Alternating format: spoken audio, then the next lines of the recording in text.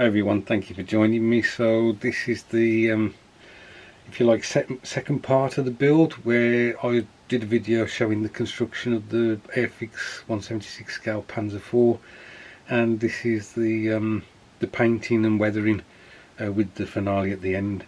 So as you can see, I've used the rattle can from Games Workshop. This is the Wraithbone, and I've given both parts a decent coat of it. So what I'll be doing now is putting the AK's German beige sand colour on with a hairy stick. So I'll go away and do that and catch you in a bit.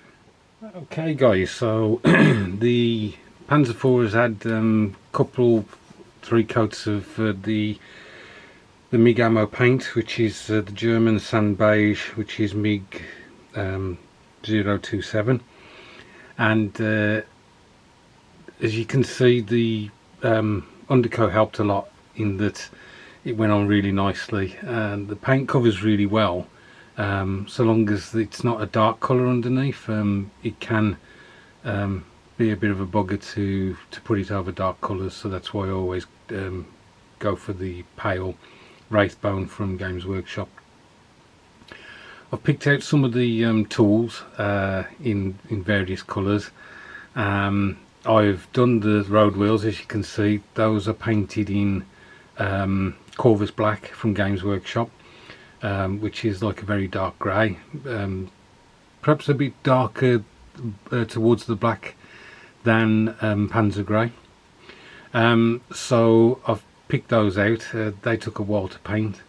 What I've got to do is just do a bit of tidy up on some of the beige, because obviously I've accidentally hit some of that with some of the Corvus Black. The decals are on. I just put those straight over the paint, and they've had a bit of the Microsol, I think it is, the red one, just to bed them down a bit. So what I'm going to do next is, once I've cleaned up the beige a bit, I'm going to put the sludge wash over it. What I'll do is I'll show you on the video what it looks like once I've put the sludge wash on and before I take it off. Alright, so I'll catch you in a bit. Okay guys, so here's the tank with the Africa Core wash on it from MiG Ammo again. I can't quite make out the number. I've used it that often that I'm wiping the number off the bottle. I think it may be MiG 0701. So you just get a brush and you just slather it all over as a sludge wash, and then what we'll do is we'll wait for it to dry, and then I will start taking it off with a moistened Q-tip or moistened tissue.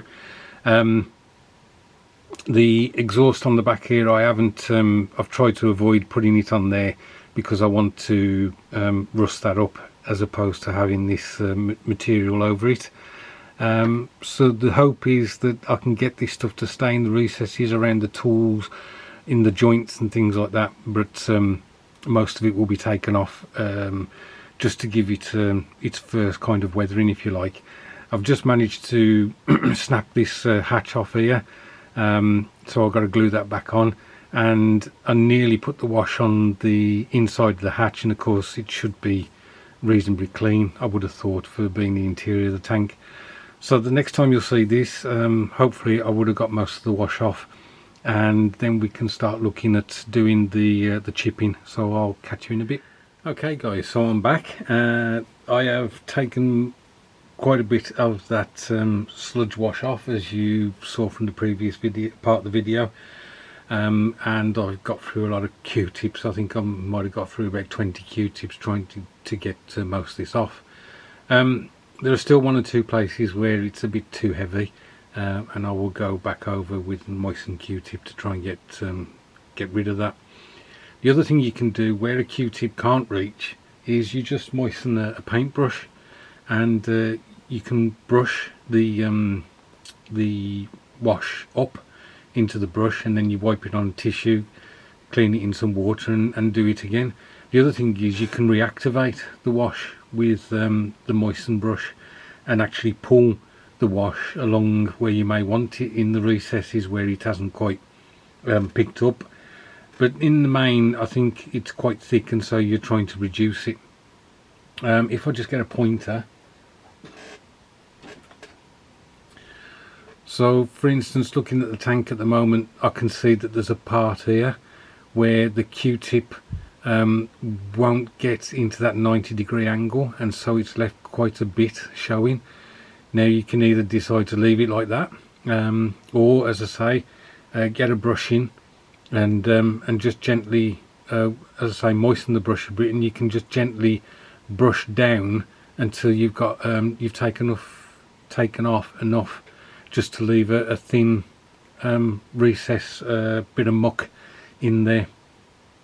I fooled myself. I thought this area here was all wash, and I got the brush in there and it wasn't coming off, and then I realised I'd actually painted the tool in like the Corvus black to add metallic grey on top of it. If we look on the other side, you can see that perhaps some of the dirt can be taken away from this recess up here with the brush. In fact, I'll try and do it now on camera if I can. So just moisten the brush a bit, and then you just take the brush along and just keep brushing until you've reduced it enough. And of course it needs a bit of time to reactivate it depending how long it's been on there, but you can see I've reduced the thickness of that sludge that was in there. It's pulled down slightly, so I can pull it away, or as I say, just really dampen the brush and then just wipe it off. Get a Q-tip on that area there, and you can wipe that off completely then. So you just go around and you just, you know, fill your boots as to how much you want to take off, how much you want to leave in there. But as you can see, I think it's a really easy way of weathering a tank. The thing about a sludge wash I've always found as well is that it will tint the paint underneath. One of the issues I was having putting a black wash over olive drab was that it darkened the olive drab that much that you couldn't actually see the recesses where the wash was actually sitting in. So there's two ways around that. The first way obviously is to have a lighter paint than olive drab, so that when it darkens it looks like olive drab, but you've still got a delineation with the recesses being black or darker. The other thing to do is not do a sludge wash. Greg Riley, what he tends to do is just a pin wash, and what you do with that is you don't put the wash all over, you just touch it into the recesses and capillary reaction pulls it round. Now he's got a lot more patience than I have. It's obviously a pin wash is a lot more controlled, but I just haven't got the patience to go around every item dabbing a brush to it to watch it go round. This is my preferred way of doing tanks. So what happens next? Well, as I say, I still think there's some wash that I've got to take off, so I'll do that. You notice that I've damaged the tank. Fortunately it broke clean. I just hadn't put enough glue in there, so I've just got to re-glue that road wheel in there. I've got to take some more of the wash off, and then once I'm happy with it, I think what I'll do is I'll give it a spray of either a satin coat or a matte coat, and then we'll look at doing the chipping on the tank, and I will show you how to do that. Hopefully I won't mess it completely up, but and it will be useful to you. But there are plenty of YouTubers out there who do a fantastic job with the chipping. So I'll catch you in a bit, and what we'll do is we'll be looking at doing the chipping.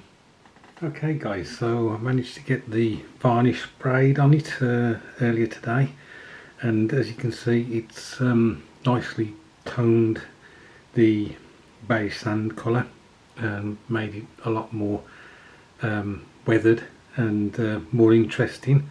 So the next stage is to do the chipping on the vehicle, and the first step will be to add a paler version of the beige sand, and just with the tip of a brush just do like pinpricks and little gouges and just areas where the paint has been chipped. So I will do that now and show you what the result of that is when I've completed that part. So basically the final part of the weathering is complete. I don't know whether you can make out just here, we've got the lighter shade of the German beige sand. So I stippled that on at a few locations, on top of the turret, down the side of the tank, on the mud guards down here, and obviously went round the tank doing that, doing haphazard kind of shapes.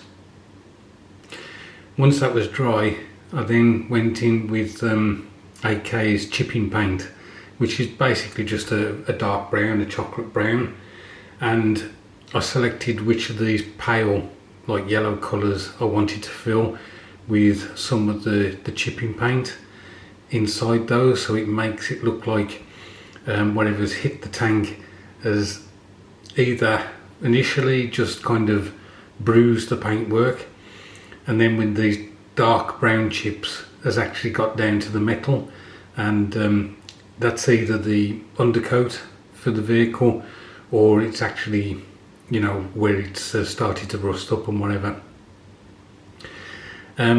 So that's the weathering complete now. I'm not going to do any more on this. What I've got to do is add the tracks. I'll just show you the exhaust at the back. I've rusted that up. I think it might need a layer of matte varnish just to take the shine off it. So I'm going to do the finale now. So I shall, I've got to put the hatch back on, put the tracks on, and then we'll see it on the back of the Scammell. And so the final reveal, here she is on the back of the Scammell, obviously a prize of war. I did just throw some dust on the road wheels and the tracks just to dust them up a bit. Unfortunately I've lost the two halves of the hatch, and I've put them up safe, really safe, which means I haven't got a clue where they are at present, but I will stumble across them one day and fix them to the top of the tank. Thanks ever so much for watching, guys. I hope you enjoyed that. I really do appreciate it. Thank you to all my new subscribers who've joined the channel, and to all the old hands who continue to encourage me. Look after yourselves, and I'll catch up with you soon.